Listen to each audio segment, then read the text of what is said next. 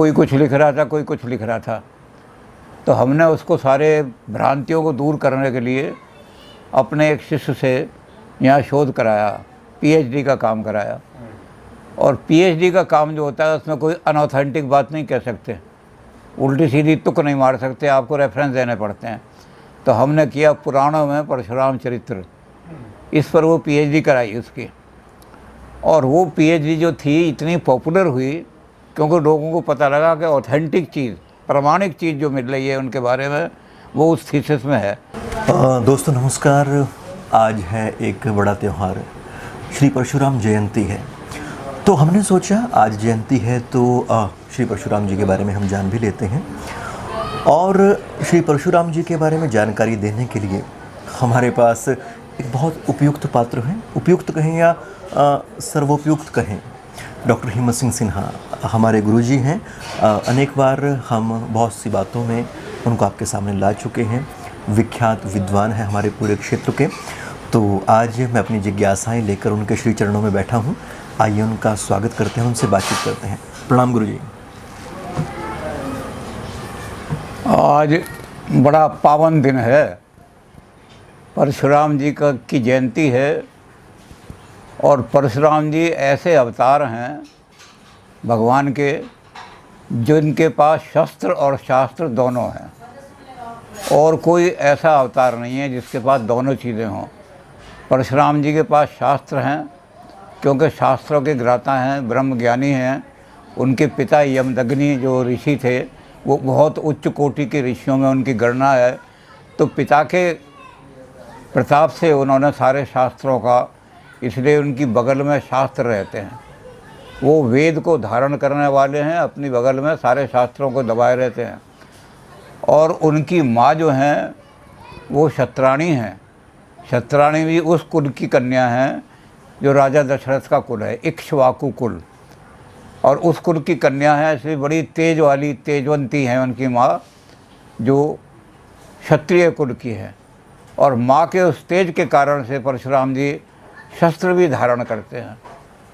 आपने सारी परशुराम जी की कहानी में देखा होगा कि बड़े बड़े दुष्टों का संहार करने के लिए गए, लेकिन कभी सेना साथ में नहीं ली। राम ने रावण का संहार किया, लेकिन वानरों की सेना इतनी विशाल थी जिसे लेकर के गए।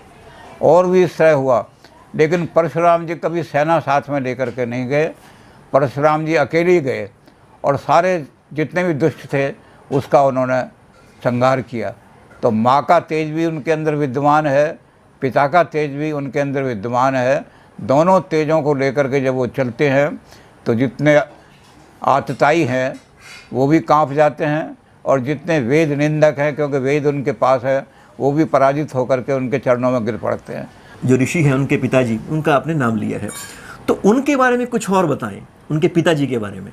उनके पिताजी जमदग्नि तो बहुत बड़े ऋषि थे जी, और ऋषियों में उनकी बहुत ऊंची गणना होती है। उनके सामने सारे वो यहीं तपस्या करते थे। यहाँ जामनी नाम का एक गांव है पास में, वो जमदग्नि का हेडक्वार्टर था। और जमदग्नि ऋषि जो थे उनको इतनी साधना और सिद्धि थी कि एक गाय उनके पास थी, उस गाय से ही वो इतना दूध प्राप्त कर लेते थे अपनी साधना के द्वारा कि अगर 100 मेहमान भी उनके आ जाए तो उसी गाय से वो कहते थे कि मेरी इज्जत का सवाल है। तो अपनी साधना की शक्ति से वो गऊ इतना दूध देती थी कि 100 आदमियों को भी पूरा कर देते थे। तो इसका अर्थ तो ये हुआ कि श्री परशुराम जी यहाँ पे हमारे स्थानीय ही रहे हैं कभी ना कभी। हाँ, जी जी। परशुराम जी का अवतार ये उसी श्रृंखला में है जो अवतारों की श्रृंखला मानी जाती है। जी। वेद में अवतारों का वर्णन नहीं है, लेकिन वेद में विष्णु का वर्णन है। जी। वहाँ विष्णु को इस रूप में देखा गया है कि जो 12 आदित्य हैं, हमारे जो 12 महीने हैं जी, उसमें सूर्य का अलग अलग नाम होता है। ओम मित्राय नमः, सूर्य, इस तरह अलग अलग नाम है। तो जो 12 महीने में सूर्य का अलग अलग नाम भी होता है और अलग अलग रूप भी होता है उसका। जैसे जेठ का जो सूर्य है वो प्रिय नहीं माना जाता, जेठ के सूर्य से तो बचने की कोशिश करते हैं लोग, और उसको छोड़ करके जब पूस का महीना आता है, तो पूस के महीने में सूर्य जो है वो दिन भी छोटे हो जाते हैं और सूर्य का रूप भी बड़ा प्रिय हो जाता है। तो सबसे प्रिय रूप जो है आदित्य का, 12 आदित्यों में जो सबसे प्रिय रूप है वो विष्णु है। 12 सूर्य के नाम हैं, उसमें विष्णु सबसे छोटे हैं लेकिन सबसे प्रिय हैं विष्णु। तो जब ये विष्णु सबसे छोटे थे, विष्णु ने ये देखा कि राक्षस आते हैं और देवताओं का सारा माल लूट कर ले जाते हैं। कारण क्या है कि यूनिवर्सिटी का एक बहुत बड़ा मान लो प्रोफेसर है, वो विद्या के लिहाज से तो बहुत बड़ा होगा, लेकिन कोई अगर गुंडा आ जाए और उसके 2 मुक्के मारे तो वो उससे लड़ नहीं सकता। तो ये दुष्ट जो थे सारे राक्षस, ये शारीरिक दृष्टि से बड़े बलवान थे। तो ये आते थे, देवताओं का जो कुछ माल धन होता था उसको लूट लाट के ले जाते थे, स्त्रियों का भी हरण करके ले जाते थे।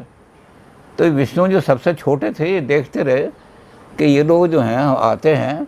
तो विष्णु ने कहा कि नहीं, अब ये नहीं होगा, मैं तपस्या करूँगा और मैं जो है इनका नाश करूँगा। तो विष्णु खड़े हुए और जो सूर्य का चक्र था उसको उन्होंने चक्र बना के अपने धारण किया, और उन्होंने कहा कि ये हमारा जो कमंडल है, अस्मिन देहि अस्माकम, जो हमारा है वो इसके अंदर डाल दो।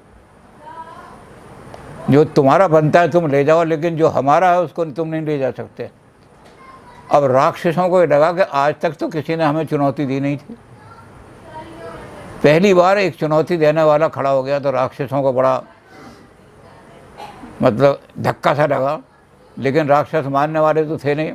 उन्होंने कहा कि तू कहाँ से आ गया, सबसे छोटा है तू, हमसे लड़ने आ गया। विष्णु ने अपना चक्र उठाया और चलाना शुरू किया।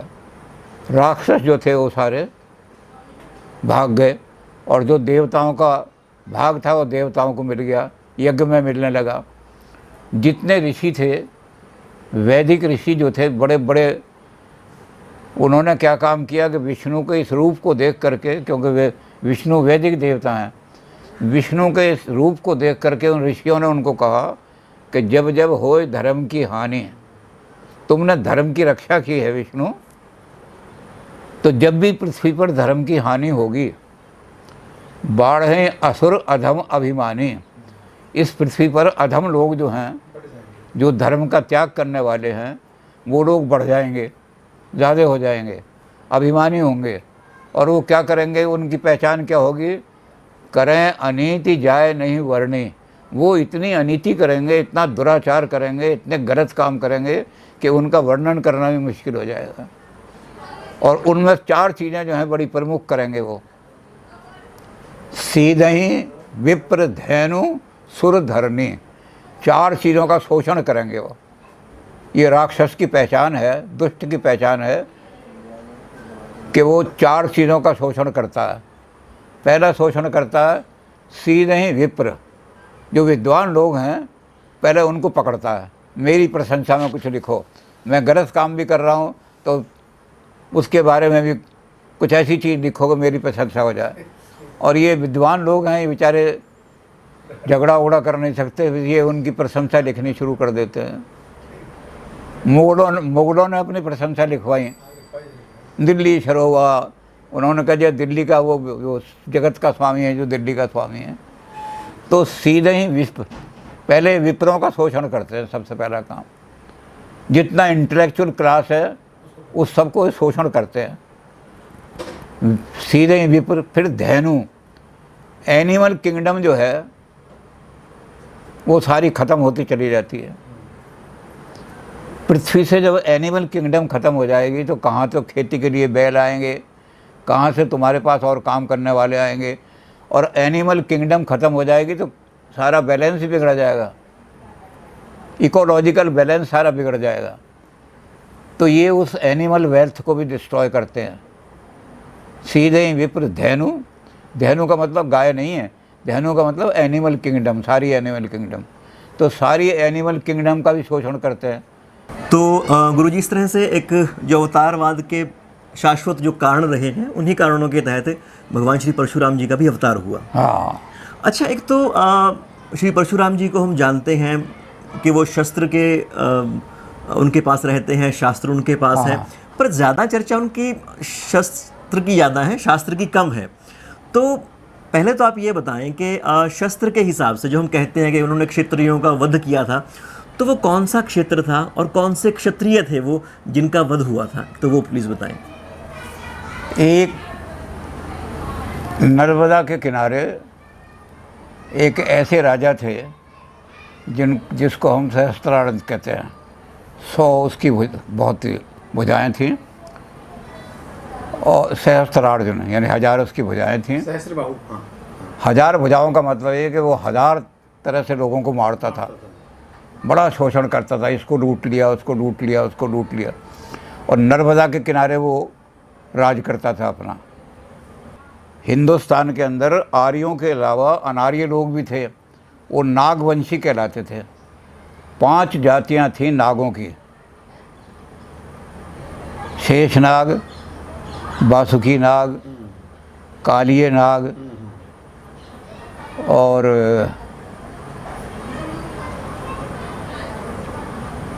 ये कौन से थे कश्मीर वाले, मतलब 5 नागों की बड़ी बड़ी जातियां थीं।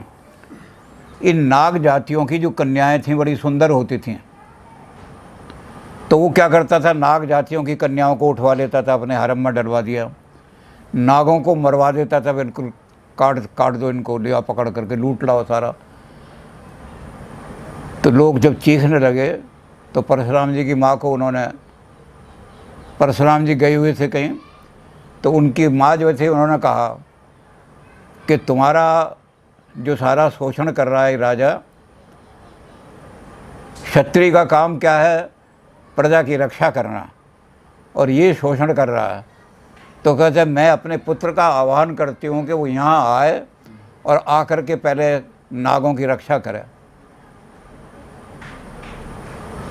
तो उसने आह्वान किया अपने पुत्र का, कहते बेटे तुम कहाँ घूम रहे हो, तुम्हारा अवतार ही इसलिए हुआ है कि अधर्मियों का नाश करने के लिए। तो जैसा पुराणों के वर्णन यह है कि सारे समुद्र में नर्मदा में तूफान आया और सारी जहाज कश्तियाँ सारी डोलने लगीं। लोगों ने कहा, सारी जनता ने कहा कि अब परशुराम आ रहे हैं, अब इसका नाश होने वाला है। खुश हो गई जनता इतनी वहाँ। तो परशुराम जी की शक्ति से तो डरते थे, तो उसने नागों की रक्षा की जा करके वहाँ। ये जो जगह हैं, जो नागपुर है, नागदेह है, ये नागों के वंश सारे यहाँ राजा थे। तो इसका मतलब गुरुजी एक चीज़ तो इसमें कम से कम हमें साफ होती है। आमतौर पे हम ये मानते थे कि नाग का मतलब कोई सांप है, तो ऐसा नहीं है, वो आदमियों की एक जाति हुआ करती थी। जाति थी जी, और बड़ी बलवान जाति थी। जी जी जी जी। और तो क्या गुरुजी, जैसा आपने अभी बताया, तो परशुराम जी को उनकी शक्ति का एक तरह से एहसास कराया, जताया, आह्वान किया, तो उनकी माता वो कारण बनी। हाँ, उनकी माँ जो थी, उन्होंने तो उनका नाम रखा था राम। अच्छा जी। परशुराम जी का नाम राम था। परशुराम जी ने भगवान शंकर की आराधना की, शंकर के भगवान थे, और भगवान शंकर का सारा तेज लेकर के भगवान शंकर ने उन्हें परसा दिया। वो जब परसा दिया उनको, तब वो उसके बाद वो परशुराम कहलाने लगे। ओके। तो उन्होंने जब कहा कि राम, अब परशुराम की कहीं पूजा नहीं होती, क्योंकि राम, परशुराम जी का नाम ही राम था। जहाँ राम की पूजा होगी परशुराम की ऑटोमेटिकली हो जाएगी। वो जो था वो यहाँ जीतने के लिए, इधर का क्षेत्र जीतने के लिए वो निकले हुए थे, निकला। यहाँ आकर के उसने यहाँ अपना आतंक फैला करके, लूट लाट करके जब जाने लगा, तो जमदग्नि जो ऋषि थे जमदग्नि, उनके आश्रम पे वो जा कर के रुका। यमदग्नि को ये लगा कि हमारा राजा आया है, नर्मदा के किनारे इसका राज्य है, तो राजा की सेवा करनी चाहिए। तो उन्होंने अपने गऊ जो थी उसको कहा, अपनी तपस्या से उन्होंने गऊ को ऐसा बना लिया था कि 100 आदमी भी आ जाएं तो गऊ उतना दूध दे देती थी। काम देनी थी। तो उन्होंने क्या काम किया कि गऊ से अपनी प्रार्थना की कि मेरी इज्जत का सवाल है, आज इतने लोग आए हुए हैं, तो बड़ा दूध दे करके गऊ ने। अब ये जो था सहस्त्रार्जुन, इसने लोगों को कहा कि ये ऋषि है, कुटिया के अंदर रहता है, जंगल में इसका वास है, इसके पास इतना दूध कहाँ से आया कि तो उसके जो वो थे सिपाही, उन्होंने जाके कहा कि जी इसके पास एक गाय है ऐसी, ये वहाँ जाता है बाल्टी भर के दूध ले आया, फिर बाल्टी भर के ले आया। उसने कहा वो गाय तो हमारे पास होनी चाहिए, हम राजा हैं। ऐसी गाय तो उन्होंने कहा, वो कहने लगे मैं गाय नहीं दे सकता यार, ये गाय में नहीं दे सकता। उसने कहा ज़बरदस्ती खोल के ले आओ। तो जब राजा जो होते हैं भूप, उन्होंने कहा भूप प्रजासन, जब भूप प्रजा को खाने लगता है, राजा प्रजा को आसन बना लेता है अपना, तो अब इनको लूटने के लिए आया इनके पिताजी को। उन्होंने कहा गऊ नहीं जा सकती, गऊ को खोल के ले जाने लगा तो खैर गऊ ने भगा भगो दिया उनको।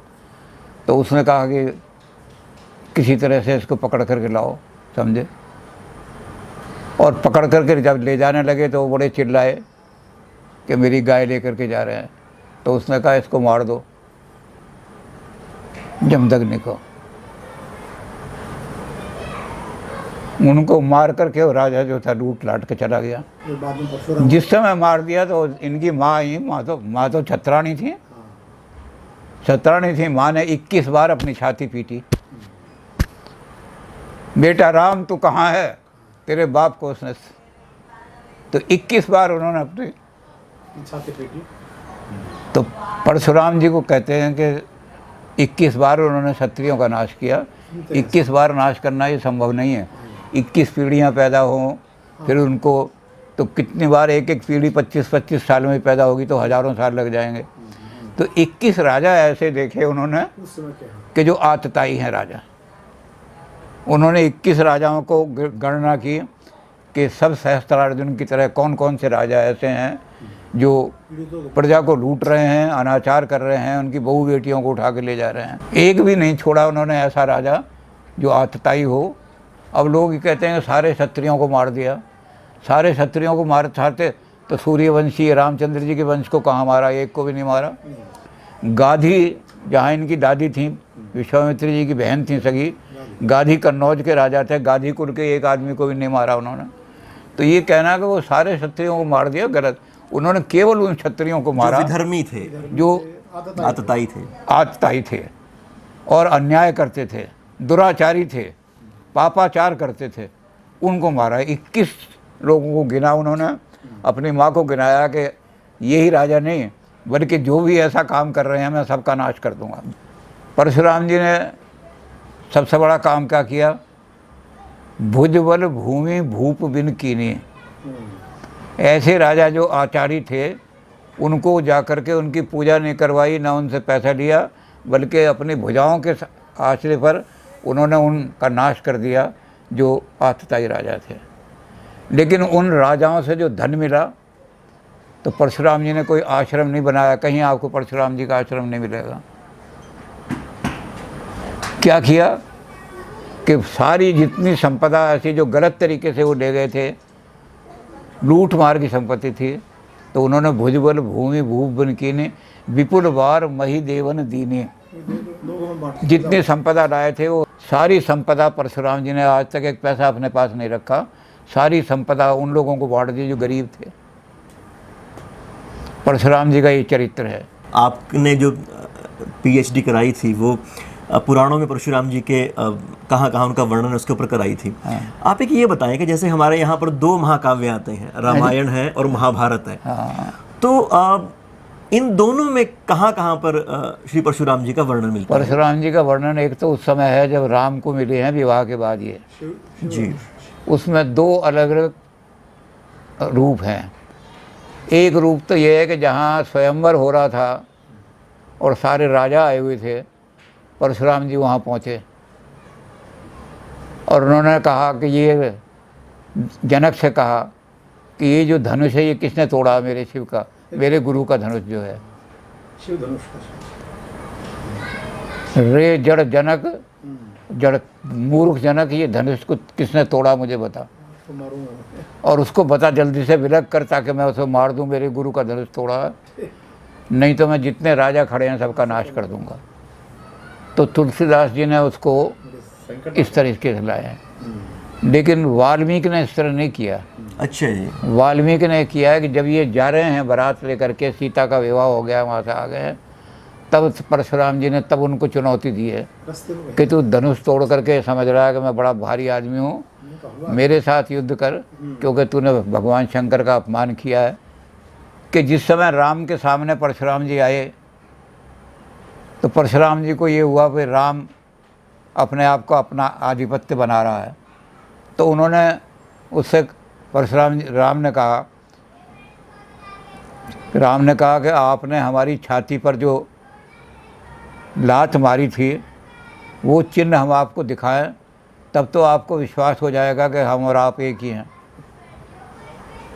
तो राम ने वो चिन्ह दिखाया, क्योंकि भृगु ऋषि की संतान थे, भृगु ऋषि के वंश थे। जी जी। और भृगु जो हैं वो बड़े ज़बरदस्त क्रोधी, उन्होंने विष्णु के लात मारी थी, तो वो चिन्ह विष्णु की छाती पे था। तो राम ने कहा, तो उन्होंने देखते ही राम रमापति कर धन देव, उन्होंने कहा राम कर, सीधी बात, एक वाक्य कहा उन्होंने कहा कि राम, मैंने जितने दुष्टों का संहार करना था कर दिया, मेरा काम खत्म हो गया। अब मुझे विश्वास हो गया कि आप आ गए हैं मेरे काम को पूरा करने के लिए। इसलिए अपना जो शारंग धनुष था, अगर वो ब्राह्मण का पक्ष लेते तो रावण को जाके देते। ओहो।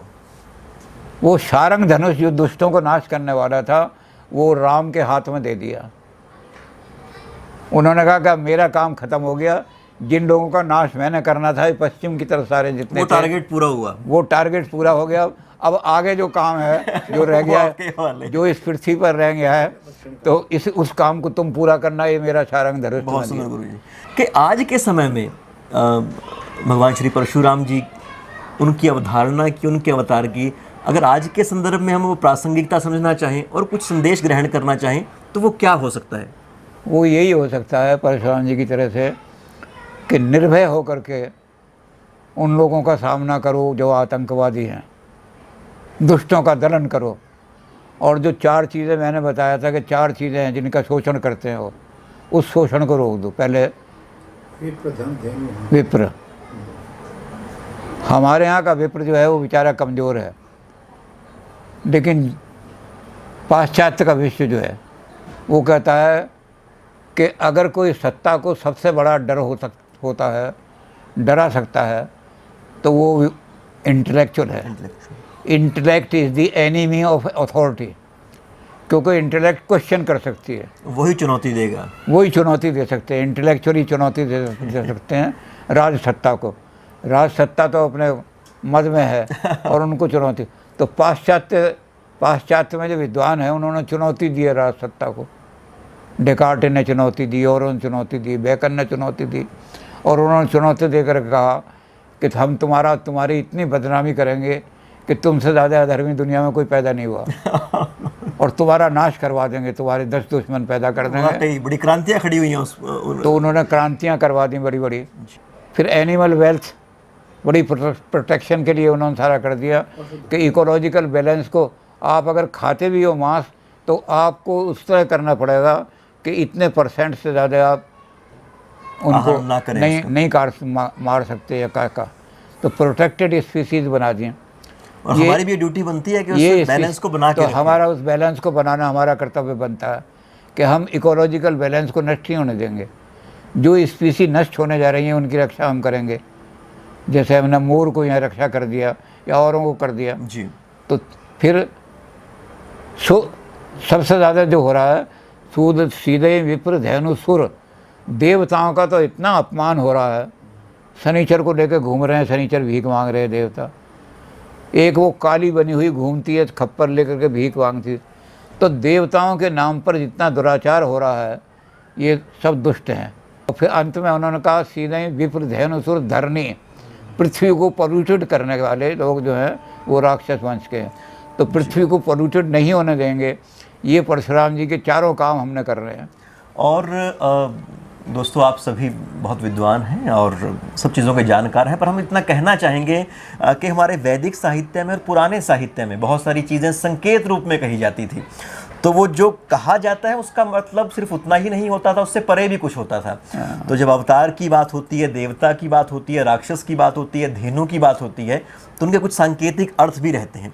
और अब गुरुजी सांकेतिक अर्थ ये है कि आज के लोग जो हैं उन्होंने कहा जी कि जो आदमी भी समाज को सुधार रहे हैं और इन चारों चीज़ों को रोक रहे हैं, एक अवतार ने, वो भी हैं अवतार, वो अंश अवतार हैं, ये ज़रा पूर्ण अवतार थे।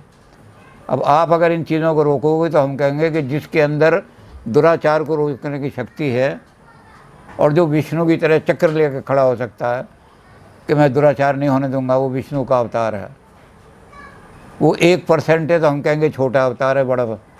तो अवतार तो आज भी पैदा होने की ज़रूरत है। हम दयानंद को भी, आर्य समाजी तो नहीं मानते, लेकिन हम तो दयानंद को भी अवतार मानते हैं ना, सनातनी। तो सनातनी कहते हैं कि दयानंद भी कल्याण करने के लिए आए। उन्होंने कम से कम जो शोषण हो रहा था देवताओं का, उसको तो रोका उन्होंने।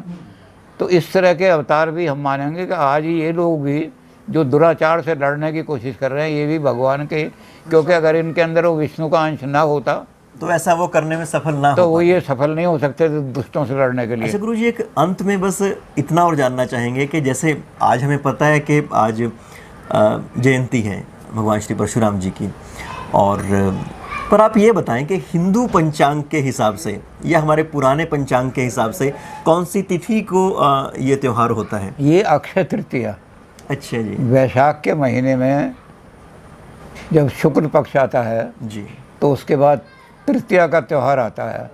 ये तृतीया अक्षय तृतीया मानी जाती है। जी। यानी इस दिन किया हुआ कोई भी काम पुण्य क्षय नहीं हो सकता। ये अक्षय तृतीया है। तो अक्षय तृतीया को परशुराम जी ने अवतार लिया, जन्म हुआ, और संध्या काल में उनका जन्म हुआ। ओहो, तो यानी कि जब हम उनके बारे में अब शाम को बात कर रहे हैं, हाँ, तो इसलिए तो करीब यही समय रहा ये होगा। उनके जन्म का समय है। जिसको भी दुख है, परेशानी है, विधर्मी जहाँ पर हैं, तो वहाँ पर वो परशुराम जी है। हाँ, परशुराम जी हैं।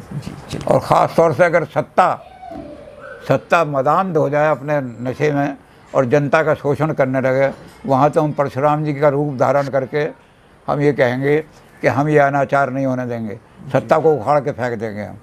जी जी जी। ओके, प्रणाम गुरुजी।